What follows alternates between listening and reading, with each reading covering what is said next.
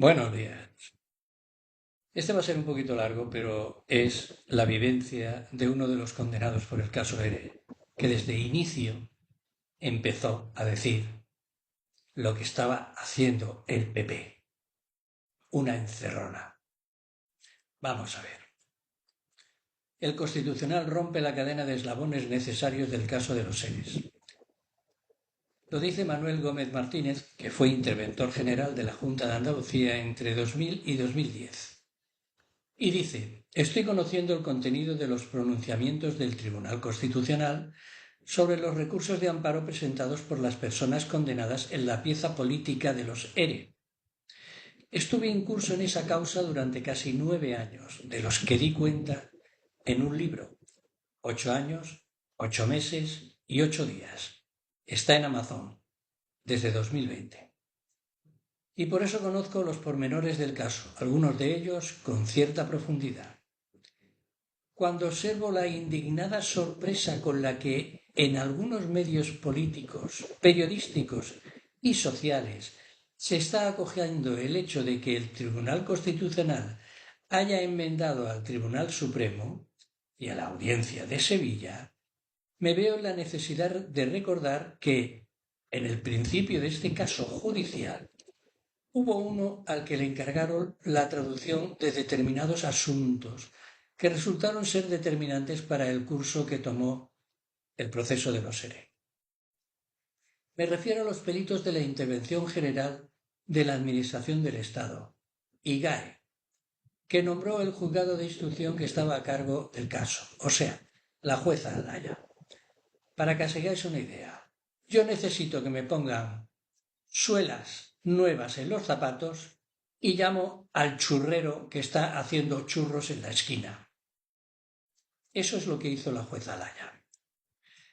Estos peritos son los que introdujeron en la causa de los ERE las piezas que sirvieron para construir el armazón incriminatorio que ahora está desmontando el TC. Es decir, el churrero puso churros en vez de suela de zapatos y ahora el TC está quitando los churros. Entre estas piezas destacaron las dos siguientes.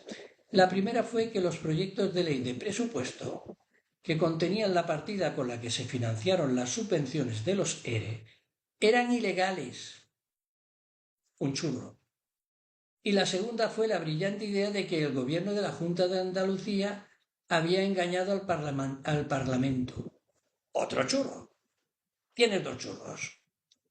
Mucho antes de que el TC se pronunciara, yo mismo le advertí al juzgado de que el fenómeno de un proyecto de ley ilegal, que se convierte en legal tras su aprobación parlamentaria, sin enmendar ni una coma del proyecto, solo puede ser explicado mediante un mecanismo puramente prodigioso, ajeno a la técnica jurídica y al procedimiento legislativo. No hay ninguna ley vigente ilegal, y si tiene algo, se lleva al Constitucional, para que lo diga. Nadie más lo puede decir. Tan peculiar fenómeno solo sería explicable apelando a una visión sobrenatural del proceso presupuestario que evocaría una suerte de transubstanciación legislativa o presupuestaria, algo más propio de un concilio de curas y obispo que de un tribunal civil. Por su parte, esta idea de que el gobierno engañó al Parlamento es una pamema, evidentemente, del PP. Tenían la Gürtel encima que se los estaba comiendo vivos. Se trata de una simpleza de tal calibre que casi produce vergüenza propia y ajena ponerlo de manifiesto. ¿Pero cuál es el contenido del encargo que recibieron estos peritos? Cabe preguntarse. La resolución del juzgado que ordenó el encargo afirmó estar acordando la realización de una pericia contable. Quedaros con la palabra, contable. Y destacó el sintagma con fuegos de artificio tipográficos, mediante el empleo de letra en negrita y subrayada para que el lector no avisado se encelara con el adjetivo contable, no jurídico, contable. Estamos instruyendo un procedimiento judicial y se habla de contable. Bien.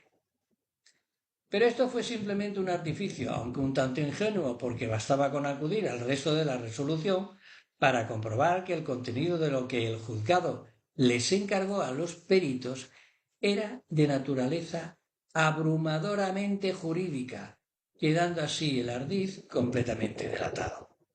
Pero no pasó nada. Siguieron. El asunto adquirió tintes particularmente absurdos si se tiene en cuenta que estos audaces funcionarios, a lo largo de su trabajo como peritos en la causa, sentaron cátedras sobre materias tales como el régimen jurídico de las ayudas de Estado en el ámbito de la Unión Europea, la potestad subvencionadora de las entidades instrumentales de la Junta de Andalucía, las competencias constitucionales en materia laboral de la Comunidad Autónoma de Andalucía y el funcionamiento de las principales instituciones de la región, como el Parlamento y sus comisiones, el Consejo de Gobierno y la Cámara de Cuentas de Andalucía, materias todas ellas que no es sólo que sean de carácter netamente jurídico, sino que poseen tal altura y densidad que, si se me permite, solo están al alcance de juristas de cierto fuste, de catedrático para arriba, y se lo dan a 4 mandados. Por cierto, cabe imaginar que un juez de instrucción en sus cabales, Olaya nunca lo ha estado, encarga una pericia sobre el funcionamiento de las Cortes Generales, el Consejo de Ministros o el Tribunal de Cuentas. Pues eso es lo que hizo Olaya. Sin aparente escándalo, ocurrió impunemente en la causa de los seres, en relación con las instituciones equivalentes de la Comunidad Autónoma de Andalucía. Es evidente que lo que nos encontramos aquí es con el encargo de un dictamen jurídico y no con una pericia contable, como el juzgado pretendió hacer ver. En realidad, con este artificio se intentó velar dos circunstancias que en cualquier otro tiempo y lugar habrían hecho inviable una iniciativa procesal de semejante jaez. A saber, en primer lugar, porque el contenido casi exclusivamente jurídico del encargo que el juzgado les hizo a los peritos se daba de bruces con el principio del derecho procesal que se expresa en el brocardo iurat novit curia, lo que quiere decir el juez conoce el derecho. Parece ser que Olaya no lo conocía. De acuerdo con el cual tendría difícil encaje en el proceso en cualquier proceso. Un informe pericial de carácter jurídico. En segundo lugar, el sentido jurídico del encargo resultaba incompatible con el currículo de los peritos. Quedaros. Detengámonos siquiera sea brevemente en esta cuestión. El juzgado designó como peritos a un equipo de 4 funcionarios, solo 2 de los cuales pertenecían a cuerpos del Estado, en los que se exigía para su acceso poseer titulación universitaria superior. Los otros 2 pertenecían a cuerpos auxiliares, para los que no se exigía estar en posesión de título universitario superior. Pues bien, ninguno de los 2 peritos de titulación superior era licenciado en Derecho.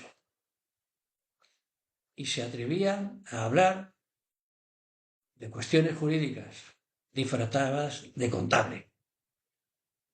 Su formación universitaria era la de economistas. Estas fueron, como hemos dicho, las razones por las que se denominó a esta diligencia judicial pericial contable. Se les encargó una pericia jurídica, algo prohibido en el proceso judicial, exprofeso. A 2 contables, salvando el absurdo con la infantil argucia de llamarle pericia contable. La jueza Daya. Ningún juez, fiscal o tribunal ha puesto en cuestión esta prueba a lo largo del proceso. Yo mismo le advertí al instructor del Tribunal Supremo cuando fui allí a declarar. A la vista está que con escaso provecho de la verdadera índole de estos peritos. Por todo ello, no resulta extraño que el trabajo pericial desarrollado por los funcionarios de la IGAE en la causa careciera del mínimo rigor exigible a un encargo de esta naturaleza. Los peritos cometieron numerosos errores y deficiencias técnicas en las consideraciones y conclusiones de los informes emitidos. Durante la instrucción de la causa presenté diversos escritos al juzgado, denunciando los graves errores y carencias del trabajo de los peritos, que no desgranaré aquí porque estas líneas, aunque extensas, no dejan de ser un artículo de prensa y no una novela ni un tratado, nos dice el interventor. Todas mis alegaciones fueron olímpicamente ignoradas. Se trataba de eso, de que se ignoraran, porque iban a por otra cosa, no iban a hacer justicia. Iban a cargarse a la cúpula del PSOE de Andalucía, porque ellos tenían la Gürtel. Esta mercancía averiada producida por los peritos de la IGAE no pudo caer en mejores manos, la de la jueza Laya. A partir de estos informes periciales, el juzgado que instruía la causa dio lo mejor de sí y produjo piezas inolvidables que entraron por derecho propio en la historia de la jurisprudencia. Entre ellas merece recordarse, porque viene al caso, el auto de 22 de julio de 2013 en el que encontramos esta perla cultivada. Quedaros. Es obvio que la ley de presupuestos no debe contravenir el resto del ordenamiento jurídico, como la Ley General de la Hacienda Pública Andaluza, la Ley General de Subvenciones, la Ley 15/2001 o el Reglamento de Intervención, entre otros. Y tanto que es obvio. Si es una ley que está aprobada por el Parlamento, si usted tiene algo en contra de esa ley, la coja usted y la lleva al Constitucional. Punto. Pero no se trataba de eso. Aún pudo el juzgado mejorar su marca en el auto del 11 de marzo de 2014, en el que se produjo de modo siguiente. Unas leyes de presupuestos que partían de los anteproyectos elaborados por la Consejería de Economía y Hacienda, a la que pertenecían los inculpados, que en relación al programa 31L de la Dirección General de Trabajo de la Consejería de Empleo, serían frontalmente contrarios a gran parte del ordenamiento jurídico. Y claro, lo que dice: a la Constitución Española, artículos 9.1 y 103.1, al Estatuto de Autonomía, artículo 12 y artículo 103. Continúa con la cita de un sinnúmero de disposiciones presuntamente incumplidas, terminando con la orden de 22 de mayo de 1998 por la que se dictaban normas para la elaboración de presupuestos. Repito, si la ley de presupuestos no estaba bien hecha, coja usted, señora jueza Alaya, y llévela al Constitucional. Y es el Constitucional el que lo tiene que decir, no usted, que es una simple y ordinaria funcionaria del Estado. Una juez que no debe interpretar saltándose los artículos 24 y 25.1 de la Constitución española. Y esto te lo digo yo. Sigue diciendo el interventor: ¿qué podemos decir de estas resoluciones judiciales que parecen estar basadas en lo que podríamos denominar una concepción petrificada del ordenamiento jurídico, en virtud de la cual un proyecto de ley no solo no podría modificar las leyes vigentes, sino que debería someterse a los reglamentos y órdenes en vigor en ese momento? Vamos, tú coges una pirámide, la pones del revés y perfecto, la pirámide no se cae, clava en la punta. Pues bien, con estos mimbres construyó el juzgado su teoría de la trama delictiva y puso en marcha una formidable maquinaria judicial en la que trituró a 52 responsables de la Junta de Andalucía. Digo responsables porque no eran responsables de lo que la jueza decía. El interventor entre ellos, incluyendo a dos presidentes y a varios consejeros. A todos nos imputó el juzgado sendos delitos de prevaricación y malversación. Muchos fuimos procesados y una buena parte de ellos fueron condenados. La impresión que uno tiene al conocer las últimas informaciones es que al Tribunal Constitucional parece haberle bastado un leve empujoncito para que este armazón se vaya al suelo y se haga añicos. A nadie debería extrañarle. Se trataba de un constructo jurídico penal puesto en pie por unos peritos contables y mejorando por un juzgado, algunas de cuyas resoluciones en esta causa podrían haber sonrojado a un alumno de primer curso de Derecho. Ya lo he advertido en alguna otra vez. Al lado de ambos, el inglés del soldado Joan Benet y que me perdone de nuevo, nos habría parecido Shakespeare. Joan Benet tradujo las reglas del tenis para unos militares españoles que se habían de enfrentar en un partido de tenis a unos norteamericanos. Y parecían que unos jugaban al tenis y los otros al parchís. Así lo tradujo el hombre. Siendo así las cosas, no podemos negar que resulte pertinente preguntarse por la legitimidad del rol que está jugando el Tribunal Constitucional en este caso, al enmendar al Tribunal Supremo y a la Audiencia Provincial de Sevilla. Que se trate del Tribunal Constitucional, tan desprestigiado por el PP de la democracia, les ha dado alas a quienes se hacen tal pregunta. ¿Para qué negarlo? No obstante, desde mi punto de vista hay una pregunta mucho más pertinente que procede a hacerse en este momento. ¿Cómo es que unas tesis tan insolventes han llegado tan lejos y han hecho tantísimo daño? Y un estrambote que todos conocemos. Como suele decirse en estos casos, la verdad es la verdad. Dígala Agamenón o su porquero. Ahora todos sabemos de sobras que el caso Eres fue el caso de corrupción judicial más grande que ha existido en España, desde que estamos en democracia, que yo sepa.